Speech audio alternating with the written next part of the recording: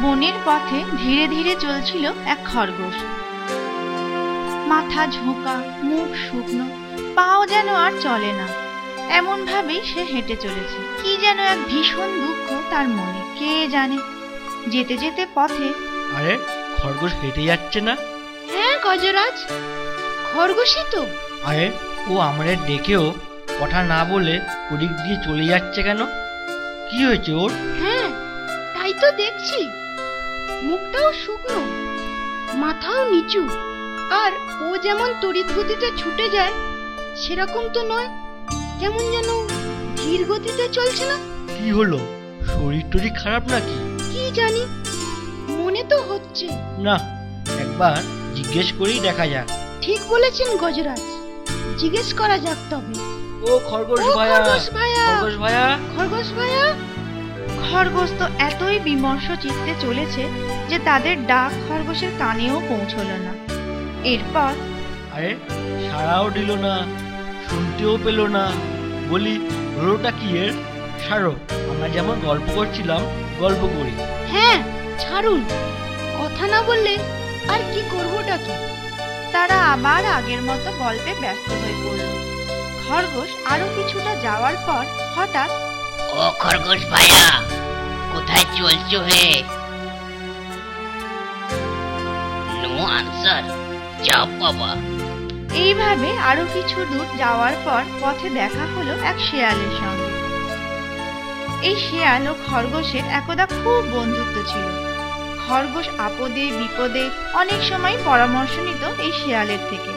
তারপর, ও খরগোশ ভাই, ব্যাপারটা কি? তোমার মতো ছটপটে লোকের এত আস্তে আস্তে চলা, মুখটাও দেখছি শুকিয়ে হামসি। কি হয়েছে ভাই খরগোশ ভাই, কিসের দুঃখ তোমার?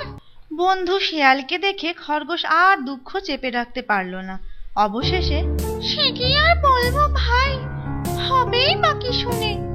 তবু যখন বলছো তখন শোনো, সবে 2 দিন হলো আমি বিয়ে করেছি।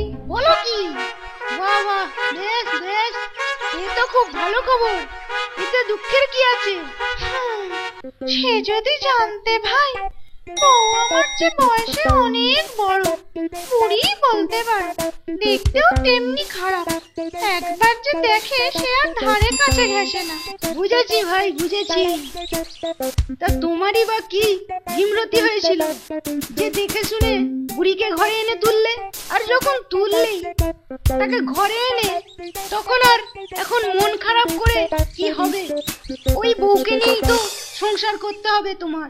না ভাই, তুমি কিছুই বোঝনি। বউ আমার বুড়ি আর কুচ্ছিত হলে কি হবে? সে আমায় ভারী সুন্দর একটা বাড়ি বানিয়ে দিয়েছিল।